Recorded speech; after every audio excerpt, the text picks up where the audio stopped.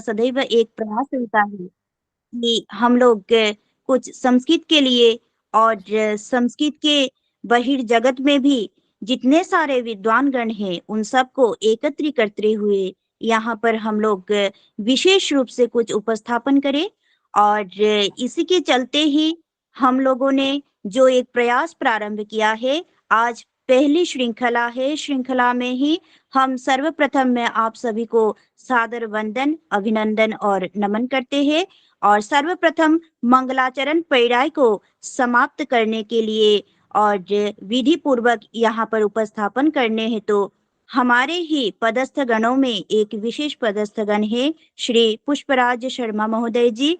हम उनको सादर आमंत्रण करते हैं कि मंगलाचरण विधा को संपन्न करके शुभारंभ करें। ओम नमो नमः। नमो नमः। नमस्ते। ओम श्री गुरु चरण कमलेभ्यो नमः। ओम श्री परमात्मने नमः। ओम गजाननं भूतगणादिसेवितं कपितजम्बूफलचारुभक्षणम् उमासुतं शोकविनाशकारकं नमामि विघ्नेश्वरपादपङ्कजम्। ओम शान्तिः शान्तिः शान्तिः। धन्यवाद। यह संस्कृतांतर वीक्षा की कड़ी 15 सितंबर 2020 से निरंतर चल रही है। इसमें प्रत्येक पक्ष में एक विशेष व्यक्ति को आमंत्रित किया जाता है और उनका साक्षात्कार प्रस्तुत किया जाता है। साक्षात्कार का उद्देश्य यह होता है कि उनके द्वारा संस्कृत एवं भारतीय संस्कृति के संदर्भ में जो कार्य किया गया है, जो किया जा रहा है या जो करिष्यमाण है, जो उन्होंने प्लानिंग की है, इसके बारे में समाज को जानकारी हो और साथ ही साथ उस संदर्भ में जो पारस्परिक सहभाव सहयोग अपेक्षित है उसको पूरा किया जा सके और जो युवा पीढ़ी है वह आगे उससे प्रेरित होकर के संस्कृत और संस्कृति से संबंधित कार्यों को करने का संकल्प ले सके।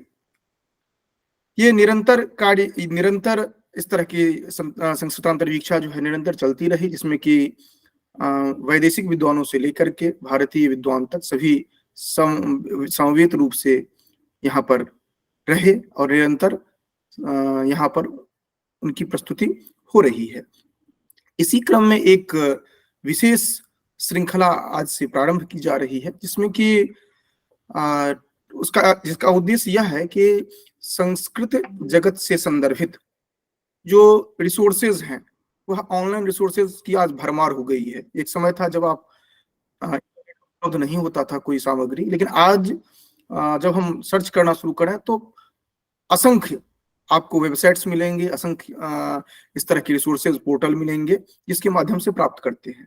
लेकिन समस्या वहां पर यह होती है कि ऑथेंटिसिटी जो है वह कम होती है, उसकी वैधता जो है वह किस तरह की होती है, वो कितना सटीक है, इसमें थोड़ी समस्या होती है।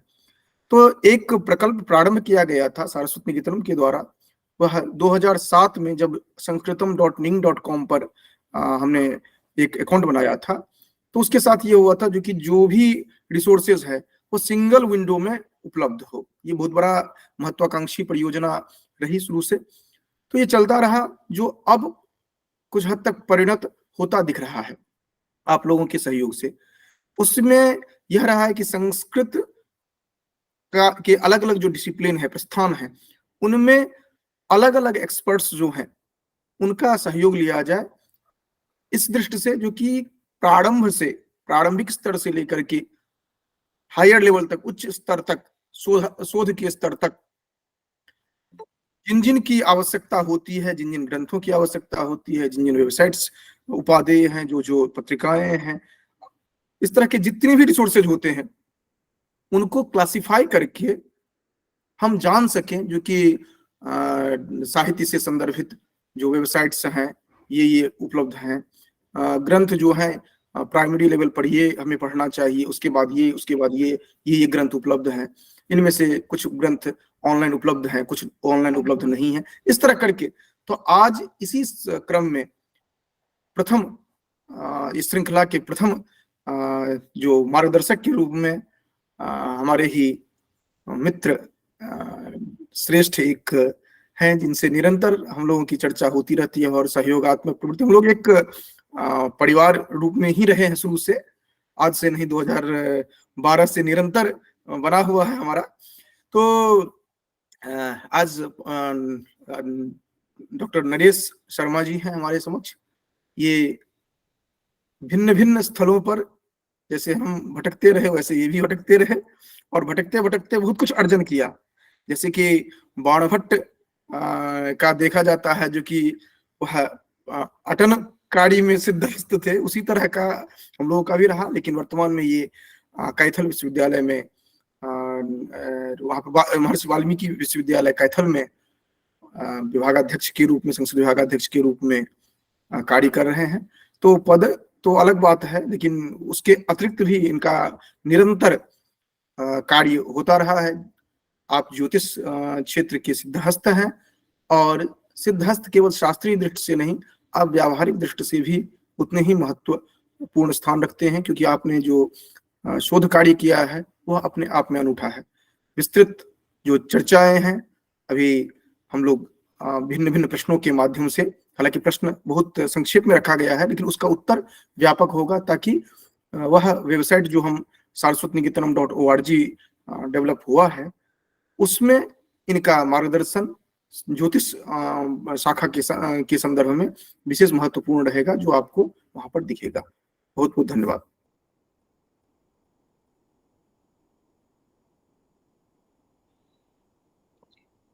सभी को मेरा नमस्कार। और सर्वप्रथम यहाँ पर एक अतिथि वक्ता के रूप में महोदय जी को मैं प्रणाम करती हूँ। और जैसा कि आज महोदय जी ने और सागरिका जी ने बताया कि यह जो श्रृंखला है संस्कृतांतर वीक्षा की, वो नवीनतम प्रकल्प के साथ आज आगे बढ़ रही है, और जिसमें प्रथम अतिथि रूप में आप यहाँ पर विद्यमान हैं। और जैसा कि कहा भी गया है, षड वेदांगों में ज्योतिषामयनम चक्षुः, तो ज्योतिष जो है वो चक्षु नेत्र मार्गदर्शन का कार्य करता है। तो उसी प्रकार से आप भी इस नवीन जो मार्ग है उस पे हम सभी को दर्शन कराएंगे। तो इसके लिए आपका बहुत बहुत आभार व धन्यवाद। और इसके साथ ही मैं अपनी जो ये संस्कृतांतर वीक्षा में एक जो जिज्ञासा प्रश्न स्थली के रूप में भी यह स्थित है, तो इसमें हम अपनी अपनी जिज्ञासाओं को रखकर उनका शमन भी चाहते हैं, और प्रायः शमन उनका होता है। तो इस श्रृंखला में सर्वप्रथम महोदय जी से मेरा प्रथम प्रश्न है कि आपने ज्योतिष शास्त्र की किन अभिनव विधाओं पर अन्वेषण का कार्य किया हुआ है, और समाज के लिए इसकी क्या उपयोगिता है, उपादेयता है? कृपया आप हम सभी से साझा कीजिए। नमस्कार डॉक्टर विपिन झा जी और दीपिका जी और सागरिका जी और आपकी पूरी टीम, आपको बहुत बहुत बधाई। यह पुनीत कार्य आप प्रारंभ कर रहे हैं, और ज्योतिष नेत्र के रूप में है, नेत्र को आपने प्रथम स्थान दिया, इसके लिए मैं आपकी पूरी टीम का बहुत बहुत धन्यवाद करता हूं। यह जो अभिनव प्रयोग, क्योंकि झा जी को मैं जब भी देखता हूं, क्षणे क्षणे नवताम उपैति तदेव रूपम रमणीयतायाः, यानी रमणीयता वह होती है जो निरंतर आगे बढ़ता रहे। इनको मैं देखता हूं और बहुत मन आह्लादित होता है कि मैं इनका बहुत अंतः संबंध हम लोगों में रहा, और बहुत चर्चाएं हमारी अन्य विषयों पे हुई। अब मैं विषय पे आता हूं। यह जो आपने विषय कहा, मेरा अध्ययन ज्योतिष शास्त्र के 3 स्कंद होते हैं, सिद्धांत, संहिता और होरा। तीनों संहिताओं में मैंने कहीं कहीं कुछ कुछ स्थानों का अध्ययन किया है। अब उन स्थानों में मैं कुछ स्थानों को कहता हूं, जैसे ज्योतिष शास्त्र के लिए कहते हैं काल विधायक शास्त्रम ज्योतिष शास्त्रम, काल को बताने वाला शास्त्र ज्योतिष शास्त्र है। अब यह काल क्या है, इसके माइल्यूट इकाई कहते हैं, वो सेकंड के 3,24,000वां भाग ये 1 सेकंड का, इतना माइल्यूट कैलकुलेशन से लेकर, और ये मान लीजिए 4,32 करोड़ वर्षों का कैलकुलेशन एक होता है, टाइम फ्रेम है, टाइम फ्रेम। यदि हम हाथ पे बंधी हुई घड़ी को देखते हैं तो इस घड़ी का पैरामीटर्स बहुत संक्षिप्त है, 24 घंटे। यदि हम वारों पे जाएंगे तो 7 वार, यदि तारीख पे जाएंगे तो 30 तारीख। यदि अधिक से अधिक हम घड़ी से केवल 31 दिनों का ही कैलकुलेशन कर सकते हैं, परंतु आकाश में जो घड़ी विद्यमान है उस घड़ी को जानने के लिए सबसे महत्वपूर्ण अंग है सिद्धांत। सिद्धांत से हम जान सकते हैं कि ग्रहों की स्थिति वर्तमान में कहाँ है और किन किन स्थानों पे है। उसका एक पक्ष होता है गणितीय पक्ष, जिसके द्वारा हम ग्रहों का साधन करते हैं और स्थिति का ज्ञान करते हैं, और उसका जो सबसे अहम पक्ष है जिसकी ओर बहुत लोगों की दृष्टि नहीं जाती, अब हमने जब जिस राशि अंश कला विकला पे ग्रह को निकाला, आकाश में देखते हैं वेद के द्वारा, वेद से वह प्राप्त उस स्थान पे होता है कि नहीं। अब उस स्थान पे यदि वह प्राप्त होता है तब गणित की प्रासंगिकता है। आज वर्तमान में गणित की या काल विधान की आवश्यकता सबसे ज्यादा महत्वपूर्ण यह है, क्योंकि कोई भी शास्त्र अपने अस्तित्व पे तब खरा उतरता है जब वह है न्यूली फॉर एवर। अपने आप को वर्तमान में यदि वह स्टेबल नहीं कर सकता तो वह शास्त्र कालांतर में जरूर आउटडेटेड होने से मार्केट से बाहर होगा या समाज से उसका प्रत्यागमन हो जाएगा।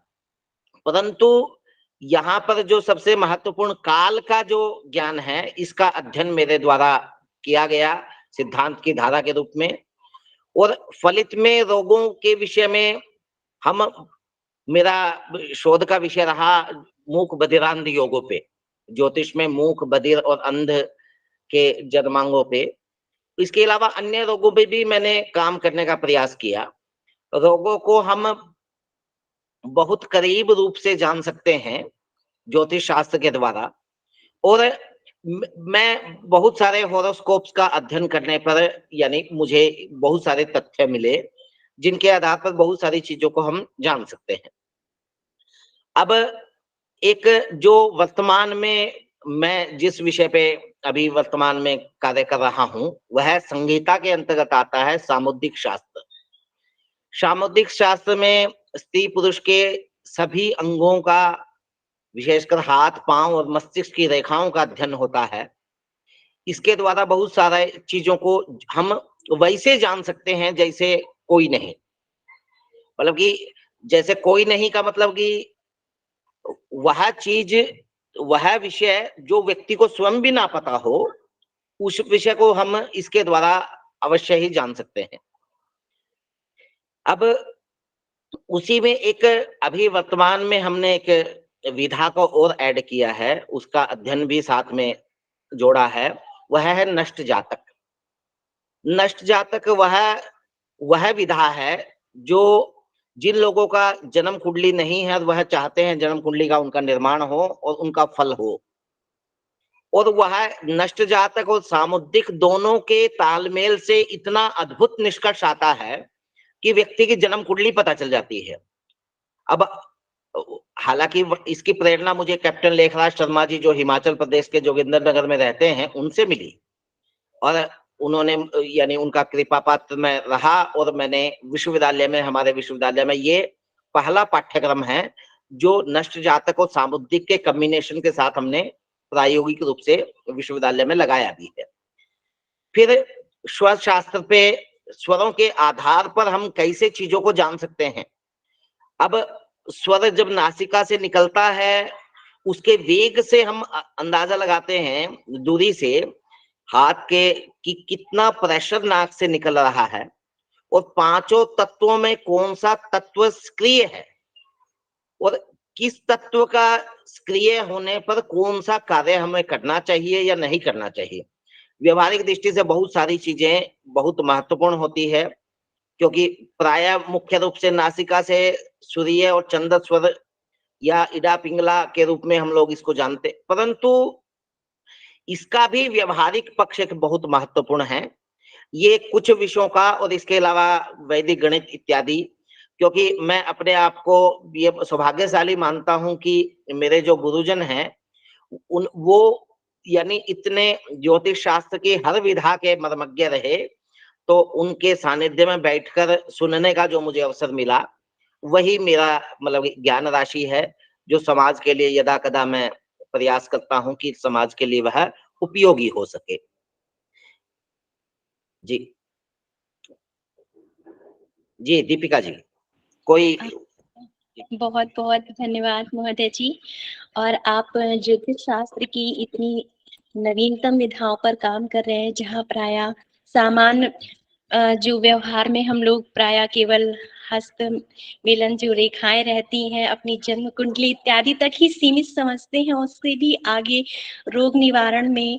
और आपने जैसा बताया सामुदायिक शास्त्र के लिए, काल के लिए, नष्ट जातक, जो कि कुछ समय पहले ही मुझे भी ये सुनने में आया था, तो जानकर अच्छा लगा इसके बारे में कि कम से कम जिन लोगों के अपने बारे में, अपना जो समय इत्यादि के बारे में यदि उन्हें नहीं ज्ञात है, वे भी अपने भविष्य के बारे में अवगत हो पाते हैं। तो आप इतनी नवीनतम विधाओं के साथ कार्य कर रहे हैं और हम सभी उससे आगे भी लाभान्वित होते रहेंगे।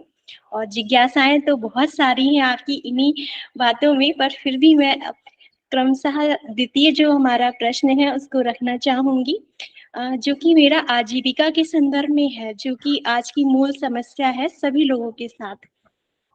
तो महोदय जी, आजीविका के संदर्भ में मैं पूछना चाहती हूँ कि जो ज्योतिष परक शोध हेतु भारतीय एवं जो वैदेशिक संस्थानों पर आप थोड़ा सा उनका विवरण हम सभी को बताएं, ताकि जो शोधार्थी हैं वे इससे लाभान्वित हो सके इन नवीनतम विधाओं से भी। कृपया हम सभी के साथ साझा कीजिए। देखिए, आपका जो प्रश्न है बहुत प्रासंगिक है और आपकी ही नहीं राष्ट्रीय शिक्षा नीति की भी वहां पर दृष्टि जाती है, क्योंकि शिक्षा शिक्षा या शिक्षा सा नियुक्त ये पहले या शिक्षा सा विमुक्त ये था, परंतु आज वर्तमान में हो गया यदि रोजगार नहीं है तो वह शिक्षा प्रोडक्टिव नहीं मानी जाएगी। इसीलिए स्किल इन्हेंसमेंट के कोर्स विश्वविद्यालय ने सभी जगहों के लिए कहा है। इसीलिए 3-3 क्रेडिट के 3 पाठ्यक्रम स्नातक स्तर पर हर विश्वविद्यालय को पढ़ाना ही होगा, ये अनिवार्य रूप से कर दिया गया है। अब ज्योतिष के प्रसंग में आपका प्रश्न है, इसीलिए ज्योतिष के प्रसंग में कहता हूं, अब अमेरिका का पूरा फाइनेंस इकोनॉमी का 30% केवल धर्म प्रभावित करता है। धर्म में पूजा पाठ, पौरोहित्य कर्म और एक बहुत बड़ा हिस्सा ज्योतिष का आता है। अर्थात यदि अमेरिका को, क्योंकि हम लोग सबसे विकासशील देश का ही उदाहरण लेते हैं, और भी बहुत सारे देशों में ज्योतिष के बहुत सारे इंस्टीट्यूट हैं सीखने के लिए, सिखाने के लिए, लोगों का मार्गदर्शन करने के लिए, क्योंकि काउंसलिंग बहुत आवश्यक होता है। यदि हमको अपनी क्वालिटी का, अपने गुणों का और दोषों का यदि हमको ज्ञान हो जाए तो हमारा काम बहुत आसान हो जाता है। वस्तुतः ऐसा नहीं है कि हम विरुद्ध दिशा में चलकर कोई चीज प्राप्त नहीं कर सकते, क्योंकि हठ योग से हम कुछ भी प्राप्त कर सकते हैं, परंतु यदि हमारी दिशा अनुकूल होगी तो हम कम समय में ही अधिक चीजों को लाभ कर सकते हैं, अधिक चीजों का। आज कोई भी टेलीकॉम कंपनी है जहां पर ये बहुत सारे जगहों पर टेलीकॉम कंपनियों में एस्ट्रोलॉजी का परामर्श का एक, वो अलग बात है कि वहां कितने विशेषज्ञ लोग होते हैं, वो एक अन्यथा विषय है, क्योंकि मैं मानता हूं कि जिस विषय की डिमांड समाज में होती है उसमें खिड़कियों के साथ, हवा के साथ, खिड़कियां खुली होने पर हवा के साथ धूल भी आती है, तो यह उस हवा के भी वैशिष्ट्य को बताता है। तो यानी विशेषज्ञ लोगों के परामर्श से बहुत लोग अपना जीवन निखारते हैं। और रही बात, एक बहुत बड़ा मतलब कि इसमें स्कोप है मोबाइल एप्लीकेशन। वर्तमान में क्योंकि इजी गोइंग चाहते हैं हर कोई, तुरंत ही हर चीजें चाहते हैं, मोबाइल की उसमें बहुत सारी एप्लीकेशन हैं। उन एप्लीकेशन का सहारा लेकर वह अपना बहुत चीजों को जान सकता है। यह भी एक रोजगार का आयाम है। मुहूर्त इत्यादि को जानकर, मुहूर्त को क्यों जानना अनिवार्य है? मुहूर्त को जानना इसीलिए अनिवार्य है क्योंकि यदि मुहूर्त का सही ज्ञान होगा, एक्चुअली में वो प्रकृति के साथ एक संतुलन है। यदि प्रकृति के साथ संतुलन बनाकर चीजें हम करते हैं तो जरूर हमारे लिए उपयोगी होंगी।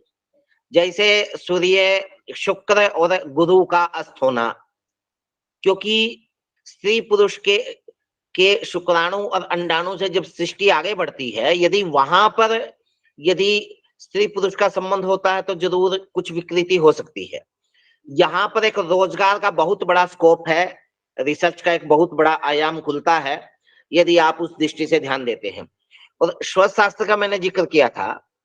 स्वर शास्त्र में यदि स्वरों का सही संतुलन हो, दोनों में कॉम्बिनेशन यदि सही हो स्त्री पुरुष का, तो आप अभीष्ट संतति भी प्राप्त कर सकते हैं। अभीष्ट कहना इसीलिए उपयुक्त होगा क्योंकि जैसे हरियाणा में हूं तो यहाँ पुरुषों का पहले यानी पुत्र संतति की ज्यादा इच्छा रहती थी। वर्तमान में मुझे बहुत कष्ट होता था कि हरियाणा 700 कुछ लड़कियां ही हैं 1000 पे, परंतु वर्तमान में स्थिति भिन्न है। यानी वर्तमान में 972 के आसपास पहुंच चुका है 1000 लड़कों पे। तो वहां पर भी हम इस रेशियो को यानी बनाने में या अभीष्ट प्राप्त करवाने में जरूर लोगों के लिए सहयोग कर सकते हैं। देखिए, ज्योतिष शास्त्र में जो सबसे महत्वपूर्ण जो कमी मैं मानता हूं, वह जो मेडिकल फील्ड में नहीं है, वह है विशेषज्ञता की कमी होना। हर व्यक्ति सब करता है, वह किडनी का भी देखेगा और पेट का भी देखेगा और सिर का भी देखेगा और हड्डी भी देखेगा और आंख भी देखेगा। ये संभव नहीं है। एक विशेषज्ञ होकर यदि हम कार्य करते हैं तो जितनी भी विधाएं हैं, अब वृष्टि पे कुछ कार्य चल रहा है वर्तमान में, क्योंकि हरियाणा एक कृषि प्रधान राज्य है। यहाँ पर कृषि में यदि हम वृष्टि का सही अनुमान लगा सकते हैं तो इसमें मार्गदर्शन हम ले रहे हैं। एक मौसम विज्ञान के साइंटिस्ट है रवि वामा राजू जी का मार्गदर्शन हमें निरंतर मिलता है। जो ज्योतिष शास्त्र के ग्रंथ जो कैथल में ही वराहमिहिर का जन्म हुआ 505 ईस्वी में, उनके द्वारा विरचित है। उसमें बहुत सारा उल्लेख प्राप्त होता है जिससे हम वृष्टि का सही अनुमान लगा सकते हैं। यदि हमें वृष्टि का सही ज्ञान होगा तो हम उसके अनुरूप फसलों का चयन करके जरूर अधिक लाभ प्राप्त कर सकते हैं। वहां पर भी इसकी रोजगार में एक संभावना है। यदि परंतु देखिए, समस्या हमारी ये होती है, अब जहां यदि कोई शरीर में हल्का फोड़ा है तो हम मेडिकल कॉलेज के स्पेशलिस्ट विशेषज्ञ को ढूंढते हैं, परंतु जहां जीवन का प्रश्न है वहां कहीं भी आसपास में मंदिर में बैठे हुए किसी पंडित के पास जाते हैं।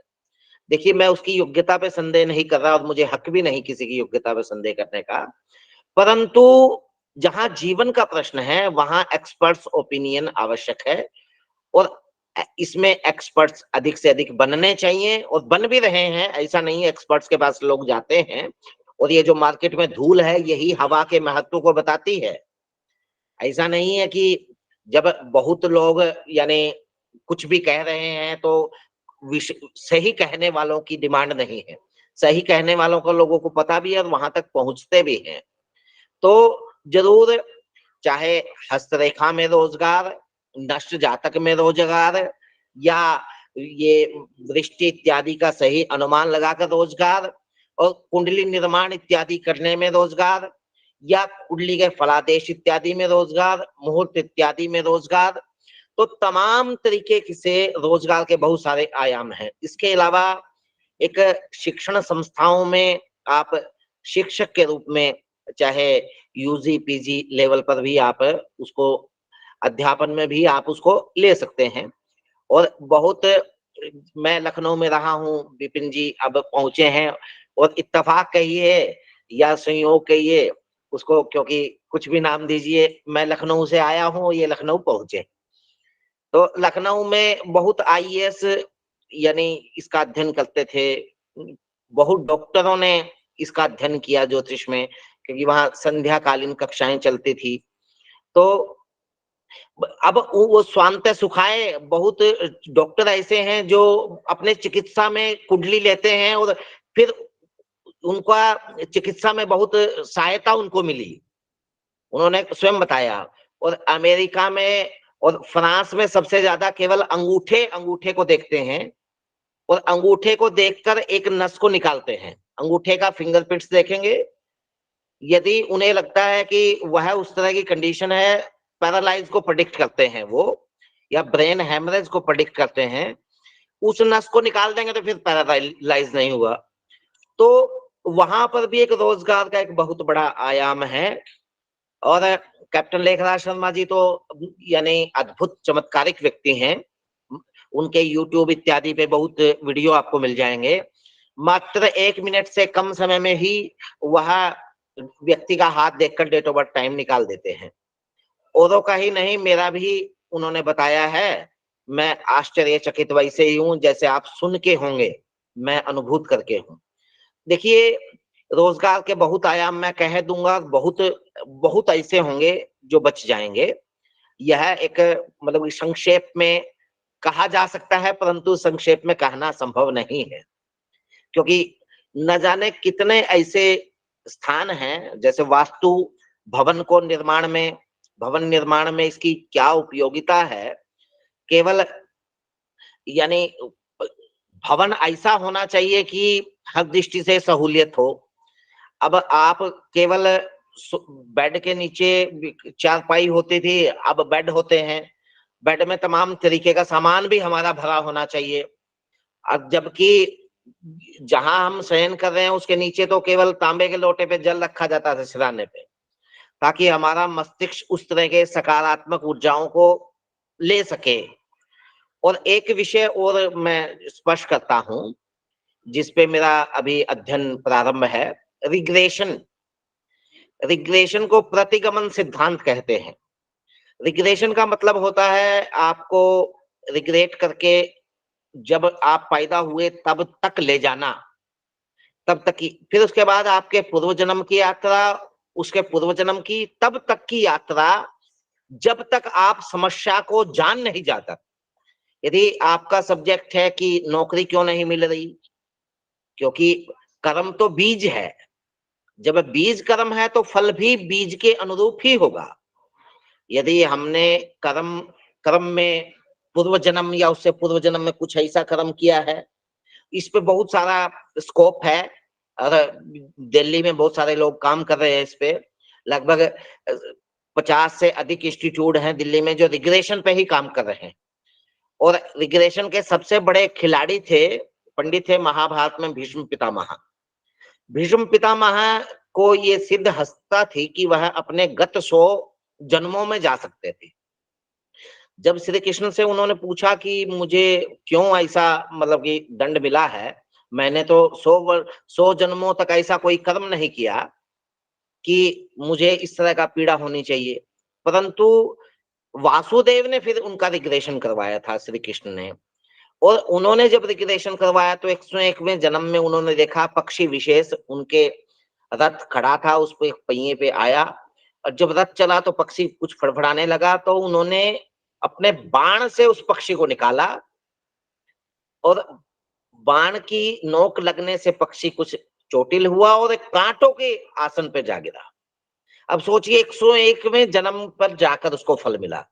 मैं कहता हूँ भूल जाइए पूर्व जन्म की, क्योंकि बहुत ऐसे दर्शन हैं जो पूर्व जन्म की सत्ता नहीं मानते। इस जन्म में भी हमें तुरंत क्लिक होता है कि यह मुझे फल क्यों मिला, चाहे वो सुफल हो या कुफल हो। तो ये एक अपने आप में एक बहुत बड़ी विधा है जिसपे जरूर, यानी रोजगार के बहुत सारे प्रोस्पेक्टिव्स हैं, जिससे हम लोगों को समस्या जैसी है समाधान भी वैसा ही करना पड़ेगा। यदि हमने किसी का चारपाई छीना है तो चारपाई दिए बिना हमें चैन नहीं मिल सकता। तो ये बहुत एक महत्वपूर्ण विषय है जिस पर निरंतर काम हो रहा है। रोजगार का एक बहुत बड़ा स्कोप यहाँ पर खुलता है, जो ज्योतिष के मतलब कि सराउंडिंग में आता है। क्योंकि लग्न से पंचम पूर्व जन्म और पंचम से नवम तक वर्तमान और नवम से और लग्न तक ये भविष्य के संबंधित चीजों को हम जानते हैं, कैलकुलेट करते हैं। तो दीपिका जी, आपका यह प्रश्न बहुत, यानी जरूर मैं उत्तर थोड़ा सा जरूर लंबा दिया होगा, तब भी संक्षेपात संक्षेपम मानिए इसको भी, क्योंकि संभव नहीं है उतना मतलब कम समय में। जी जी महोदय जी, और मैं खुद भी आश्चर्यचकित हूँ कि मतलब इतने विस्तार के साथ में, इतनी संक्षेप में आप विस्तार को आप इतना संक्षेप में कैसे बताया जा सकता है। मैं खुद विस्मित हूँ, और इतने नवीन नव प्रकल्प आपने बताए कि शायद मैं खुद भी उन कई प्रकल्पों से अनभिज्ञ हूँ।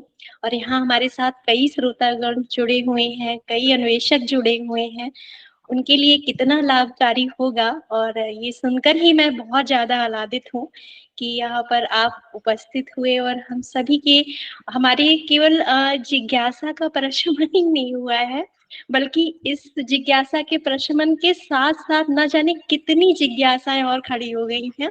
पर समय की अपनी एक मर्यादा है, और मैं उस मर्यादा में ही रहकर अपना कार्य करना चाहूँगी। आपसे इस विषय पर अधिक विस्तार से फिर कभी चर्चा होगी। और आपने जितने भी नवीन प्रकल्प बताए हैं, अच्छा है कि आगे अधिकतरगण उन प्रकल्पों के साथ बढ़ें। केवल आजीविका की ही बात नहीं है, हम अपने जीवन में समाज के लिए क्या दे पा रहे हैं, मैं मानती हूँ वो सबसे ज़्यादा मायने रखता है। इसी के साथ आपका बहुत-बहुत आभार, बहुत-बहुत धन्यवाद। सादर वंदन गुरुवर, और हम सब सौभाग्यशाली है कि आज आपके साथ प्राप्त हुआ है।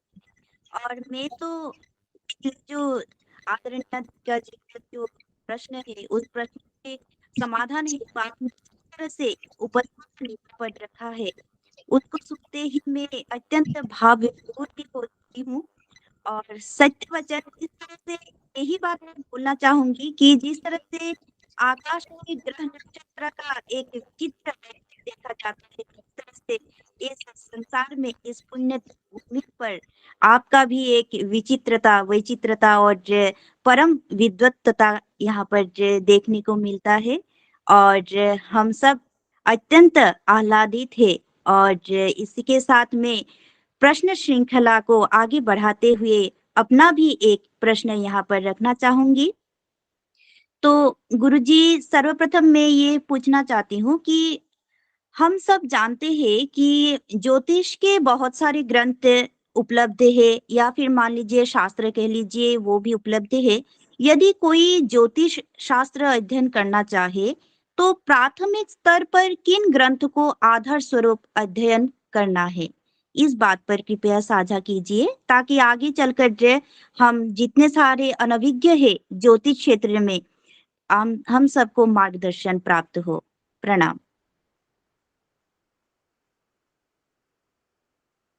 जी मोहन। आपका प्रश्न बहुत उपयोगी है, क्योंकि यह ज्योतिष के प्रति जिसकी भी जिज्ञासा रहती है उसका यह सहज प्रश्न रहता है। क्योंकि कहाँ से पढ़े और क्या पढ़े, यदि सिस्टमैटिक तरीके से हमने नहीं पढ़ा तो बहुत बार हमारे मस्तिष्क में कुछ ऐसा जम जाता है जो निकालना बहुत मुश्किल होता है। क्योंकि कोरे कागज पर लिखना बहुत आसान है, परंतु जिस कागज पर कुछ लिखा जा चुका है उसको मिटाकर नया लिखना बहुत यानी वैसा लिखा भी जाएगा कोई कहा नहीं जा सकता, बहुत साधना उसमें अपेक्षित होती है। देखिए 3 स्कंधों में जो व्यवहारिक दृष्टि से यदि ज्योतिष का जो व्यवहारिक पक्ष है वह है कुंडली निर्माण। यदि कुंडली निर्माण के संबंध में यदि बात करें तो कुंडली निर्माण में एक विंध्येश्वरी प्रसाद जी का एक ग्रंथ है जन्म पत्र दीपक और एक जन्म पत्र विधान। यह 2 ग्रंथों के साथ एक आचार्य केशव हुए हैं, उन्होंने जातक पद्धति नाम का एक ग्रंथ लिखा है। ये इन ग्रंथों का के बाद भारतीय कुंडली विज्ञान मीठालाल हिम्मतलाल ओझा का, इन ग्रंथों के अध्ययन से कुंडली निर्माण में व्यक्ति दक्ष हो सकता है। अब यदि वह वर्ष प्रवेश जिससे 1 वर्ष का अध्ययन करना संभव होता है, यदि उसके बारे में जानना चाहता है तो एक अनंत दैवज्ञ के सुपुत्र हुए हैं नीलकंठ आचार्य, उन्होंने ताजिक नीलकंठी नाम का एक ग्रंथ लिखा है और भी ताजिक भूषण, लेकिन ताजिक नीलकंठी मुझे लगता है कि वर्ष प्रवेश निर्माण करने के लिए बहुत लाभकारी है। और उसी प्रकार जिन जातकों का जन्म कुंडली के संबंधित जानकारी नहीं है वह नष्ट जातक का अध्ययन करने के लिए मुकुंद बल्लभ मिश्र का नष्ट जातक का अध्ययन कर सकते हैं, परंतु वह गंभीर अध्ययन होने पर भी आप उसको समझ पाएंगे। इसी प्रकार प्रश्न लगन के लिए आप ये षट पंचाशिका और भाव प्रकार ये भुवन दीपक, यह 2 ग्रंथों के अध्ययन से प्रश्न निर्माण करने की विधि में सक्षम हो जाएंगे और फल प्रश्न निर्माण के फल में भी। अब कुंडली बनाना आ गया है, बहुत लोगों को कुंडली बनाने की आवश्यकता ही नहीं है, कहते हैं कि नहीं मोबाइल से मिल गया है तो फल ही चाहिए हमको, कुंडली तो चाहिए नहीं, बीज से हमको मतलब नहीं है, हमको क्यों किसान क्यों बना रहे हैं, हमको तो फल चाहिए। तो उस स्थिति में आप कुछ जो प्रोफेसर उमाशंकर शुक्ल जी संपूर्णानंद संस्कृत विश्वविद्यालय के विभागाध्यक्ष भी रहे और बहुत दिव्य आत्मा है, तो उनके मुख से जो निकला वो मैं कहता हूं। उन्होंने कहा कि लघु पाराशरी ग्रंथ का प्रथम अध्ययन करें। लघु पाराशरी पाराशर मुनि का लिखा हुआ प्रथम एक बहुत प्रारंभिक स्तर का ग्रंथ है और साथ में लघु जातक ग्रंथ का भी अध्ययन कर सकते हैं। उसके अलावा एक नारायण भट्ट ने बहुत अद्भुत किताब लिखी है जिसमें मात्र 109 श्लोक हैं और उसमें भावगत ग्रहों के फल दिए हैं, जैसे कुजे पंचमे जाठ रागनी बलियान, एक बहुत छोटी सी पंक्ति है और यह विज्ञान को भी बता देगी। और जो लोग कहते हैं कि नहीं जिसके पंचम भाव में मंगल हो वह आदमी खाने के बाद भी खा सकता है, यानी भोजन करने के बाद भी भोजन कर सकता है। और यह मैं मतलब कि 100 से ज्यादा चक्रों पर देख चुका हूं, यह 100% परफेक्ट योग है।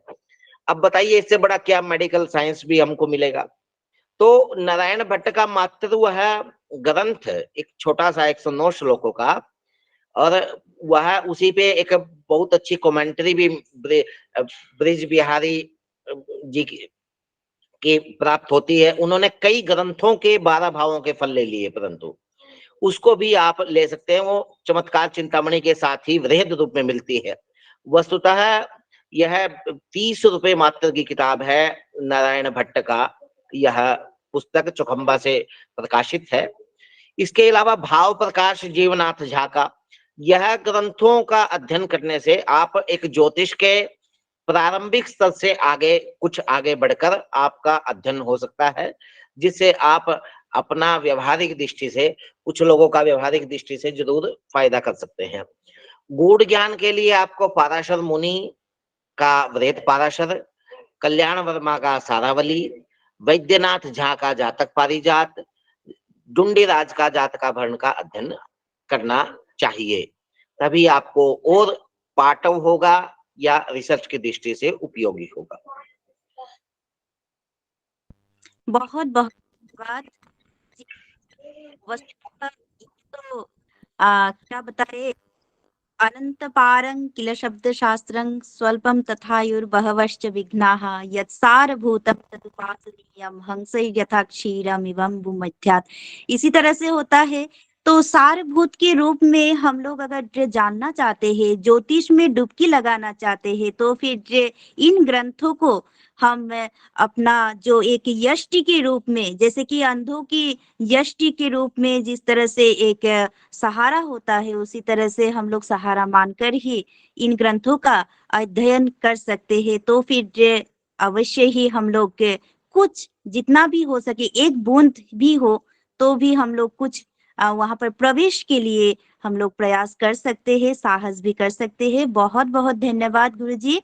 इस श्रृंखला में आगे बढ़ते हुए मैं दूसरा प्रश्न भी जो एक अंतर मन में द्विधा उत्पन्न करती है, क्योंकि आजकल तकनीकी एक लोग यहाँ पर जो है, और तकनीकी दुनिया में हम सभी लोग ज्यादातर समय तकनीक के माध्यम से ही सब कुछ संभव होता है, ऐसा हम लोग जानते हैं। और तकनीकी माध्यम से ही यदि कोई कुछ पढ़ना चाहते हैं या फिर स्रोत एक होता है, क्योंकि अध्ययन आजकल तकनीकी ही हो चुकी है, तो इसलिए यहाँ पर मैं जानना चाहती हूँ कि ज्योतिष शास्त्र के शास्त्रीय तथा तकनीकी पाठ्य स्रोत अथवा उत्स कौन कौन से हैं? कृपया इस विषय पर साझा कीजिए गुरुजी। और इसी समय मैं एक सूचना भी देना चाहती हूँ कि यदि किसी को कोई प्रश्न यहाँ पर रखना है तो फिर कृपया संदेश के माध्यम से प्रश्न को उपस्थापन कीजिए, यथासंभव गुरुजी उसका शमन करेंगे। धन्यवाद। यहाँ एक और सूचना है कि ये 9 बजे से पहले पहले हमें इसे संपूर्ति की ओर ले जाना होगा, क्योंकि 9 बजे से यूजीसी की कक्षा जो है वो यथावत है, तो प्रयास करेंगे 8:55 से 9 के बीच में संपूर्ति हो जाए। जी जी जी गुरुजी।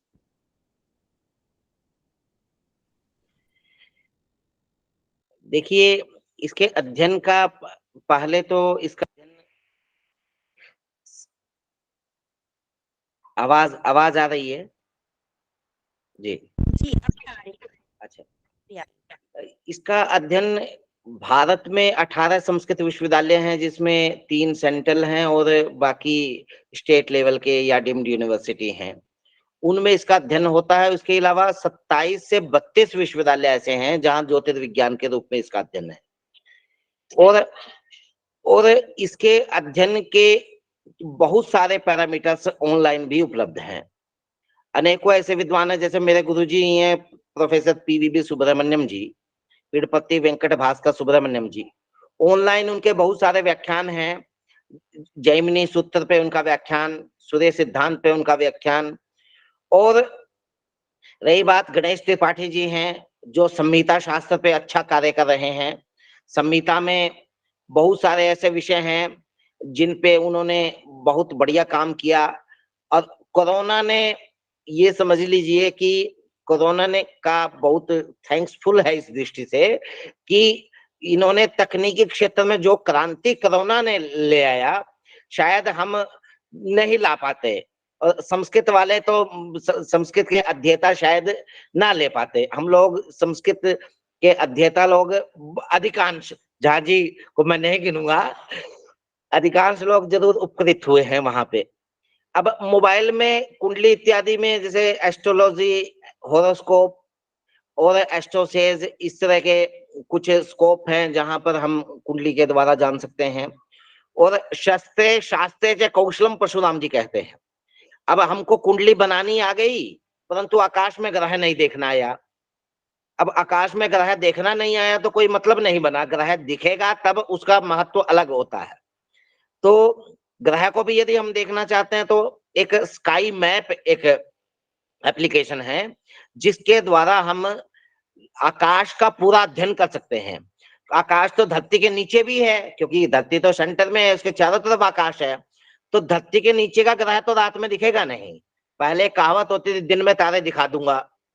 यदि आप दिन में तारे देखना या दिखाना चाहते हैं तो आप स्काई मैप एक मोबाइल एप्लीकेशन है, उसका सहारा आप ले सकते हैं और ग्रह नक्षत्र दोनों को ही जान सकते हैं, देख सकते हैं।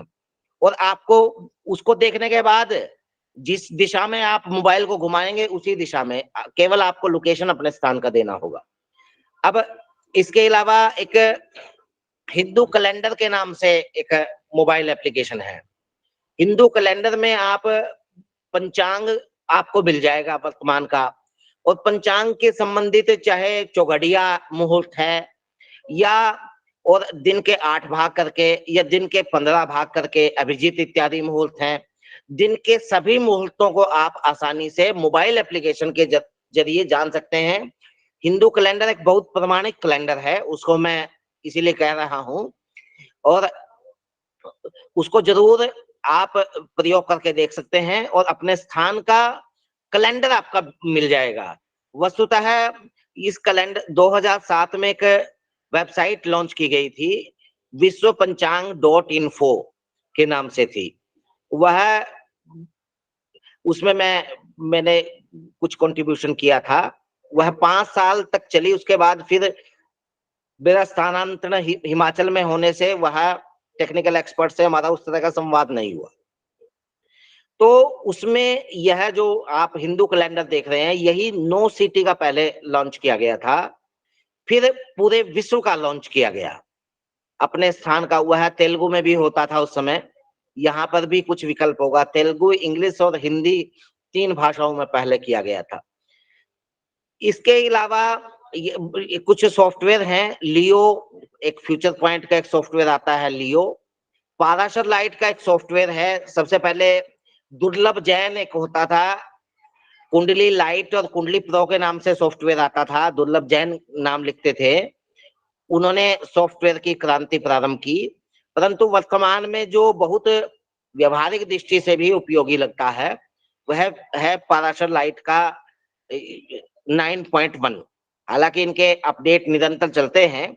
2000 आया, उसके बाद जैसे जैसे अपडेट होते गए विंडो, वैसे वैसे फिर उसके बाद 6.1 निकाला, 7.0 निकाला, अब 9.1 है इनका। तो पेड़ है। और आश्चर्य की बात देखिए, उन्होंने क्या किया, पैराकिट भी खुद ही लॉन्च करते हैं। वो चोरी वाला भी वो खुद ही लॉन्च करते हैं। अब मैं देखा कि कमाल है कि कैसे चोरी वाला लॉन्च कर दिया इन्होंने। तो मैं उन्हीं जो उनके ओनर यहाँ राजस्थान में बैठते हैं, जी, उनसे संपर्क किया। मैंने कहा ये तो आप ही का किया हुआ प्रपंच है, मैं तो चोरी वाला यूज कर रहा हूँ और आप अपने वाला सस्ता दीजिए क्योंकि 26,000 का है। उन्होंने कहा नहीं, ये यानी आप उसको यूज करिए, चोरी वाला यूज करिए, बहुत बहुत शुभकामनाएं आपको। तब मैं जान गया कि इन्होंने, क्योंकि जब चोरी वाला जब यूज करेगा व्यक्ति और जान जाएगा उसकी गुणवत्ता, तो पेड़ भी स्वतः खरीदेगा। उससे फलित के बहुत सारी चीजें बहुत आसान हो जाती हैं। देखिए, संक्षेप में कहना, बहुत चीजें कहना उतना संभव नहीं होता है, परंतु एक दृष्टि जरूर आपको यहाँ से इन बातों से जरूर मिल जाएगी। और इसके लिए मैं डॉक्टर विपिन झा जी का और डॉक्टर दीपिका जी का, डॉक्टर सागरिका जी का और जितने भी जिज्ञासु जुड़े हैं उन सभी का बहुत बहुत धन्यवाद करता हूँ कि मुझे ये प्रथम अवसर ही मुझे दिया गया, और ये आपका इस स्नेह के लिए मैं आपके प्रति कृतज्ञता भी निवेदित करता हूँ। यदि और कोई जिज्ञासा है तो कहें, मेरा व्हाट्सएप नंबर झांझी दे देंगे, उसके माध्यम से भी आप लोग कुछ जिज्ञासाएं अपनी रख सकते हैं। और एक चीज और मैं कहना चाहता हूं, मात्र 1 मिनट में ही कर लूंगा। देखिए, ग्रंथ नहीं होने से यदि कोई नहीं पढ़ पाया तो यह जिस व्यक्ति के पास ग्रंथ है उसके लिए बहुत बड़ा अपराध है। आपके पास ग्रंथ है और उसी ग्रंथ की वजह से अन्य कोई नहीं पढ़ पाया। इसीलिए हमने एक पुस्तकों का महासागर एक समूह प्रारंभ किया, जिसमें केवल पीडीएफ, आप नाम डालिए, पीडीएफ प्रयास करते हैं हम, ये उसको कुछ मिनटों में, सेकंडों में भी प्रयास कई बार हुआ है कि भेज दिया गया ग्रंथ। और मैं रात भर जाग के मैंने 3-4 ग्रंथों का पीडीएफ बनाकर भी अपने ग्रंथों का भेजा है। तो जरूर हमको सहयोग करना चाहिए। और जहाँ जी इतना पुनीत कार्य कर रहे हैं, इसके उत्सवों को खोजने का प्रयास कर रहे हैं, शास्त्रीय उत्सव का, इसके लिए बहुत बहुत मैं समाज की तरफ से आपके प्रति धन्यवाद विनिवेदित करता हूँ। कोटिशत धन्यवाद करते हुए मैं अपने प्रश्न को, जैसे कि एक उद्धार होता है, प्रश्न स्थापन तो होता आवश्यक ही है, और जितना प्रश्न स्थापन होगा उतना ही समाधान भी होगा, और नए नए विचारधाराओं का उपगमन भी हो सकता है। तो इसलिए आज यद्यपि समय का अभाव भी है और अभी तक के यहाँ पर प्रश्नोत्थापन किसी का नहीं हो पाया है, तो इस श्रृंखला को हम यहीं पर विराम देते हैं, प्रश्न श्रृंखला को। और अभी हम लोग धन्यवाद ज्ञापन की और जो एक परंपरा है, विधि है, और इस विधि को हम संपन्न करने के लिए हमारे प्रदस्थ गणों में विशेष रूप से श्रीमती शैलजा ठाकुर जी उपस्थित है। मैं निवेदन करती हूँ, कृपया धन्यवाद ज्ञापन का ये जो पैराय है, इस पैराय को संपन्न करे। नमो नमः। आप सभी का मेरा सादर प्रणाम। मैं शैलजा ठाकुर बिहार प्रांत से आप सभी का धन्यवाद ज्ञापन करने के लिए उपस्थित हुई हूँ। आज सबसे पहले मैं इस मंच के मुख्य अतिथि डॉक्टर नरेश शर्मा जी का सादर अभिनंदन करती हूँ, धन्यवाद ज्ञापन करती हूँ, जिन्होंने हम लोगों की जिज्ञासा, ज्योतिष के संबंध के विभिन्न जिज्ञासाओं को शांत किया है। एवं तत्पश्चात मैं धन्यवाद ज्ञापन करना चाहती हूँ डॉक्टर विपिन कुमार झा जी को, जिन्होंने हम सभी को एक सूत्रों में बांध कर रखा है। इस मंच पे हम सभी को एक साथ जोड़ने का अवसर प्रदान किया है। एवं धन्यवाद ज्ञापन करना चाहती हूँ मुख्य संयोजिका डॉक्टर दीपिका दीक्षित, मार्गदर्शिका डॉक्टर सरिता श्रीवास्तव जी का, एवं सभी राज्यों के पदस्थ सदस्य डॉक्टर सागरिका भट्टाचार्य जी को, डॉक्टर पी गौरी जी को एवं पुष्पराज जी को धन्यवाद ज्ञापन करती हूँ। एवं जितने भी उपस्थित सभी को मैं धन्यवाद ज्ञापन करती हूँ। प्रणाम। बहुत बहुत धन्यवाद। आपको भी धन्यवाद ज्ञापन करती हूँ। पैराय अत्यंत विशेष होता है हर कार्यक्रम के लिए, और इस पैराय को आपने बहुत अच्छी तरह से संभाला और साधित भी किया, इसलिए आपको भी हृदय तल से हार्दिक धन्यवाद ज्ञापन करती हूँ। और अंत में जो समाप्ति, कार्यक्रम की समाप्ति है, परंतु हमारे जीवन यात्रा में जो एक ज्ञान परंपरा है उसकी समाप्ति नहीं है, परंतु ये एक औपचारिकता रहती है, इसलिए हम सब अभी समाप्ति की ओर चलते हैं। और इस श्रृंखला को समाप्त करते हुए शांति पाठ विधा को यहाँ पर संपन्न करने के लिए मैं हमारे पद गौरी, ओम नमो नमः। नमस्सभाये, सबको मेरा प्रणाम। सर्वे भवन्तु सुखिनः, सर्वे सन्तु निरामयाः, सर्वे भद्राणि पश्यन्तु, मा कश्चित् दुःखभाग् भवेत्। ओम शांति शांति शांति। कृष्णार्पणमस्तु।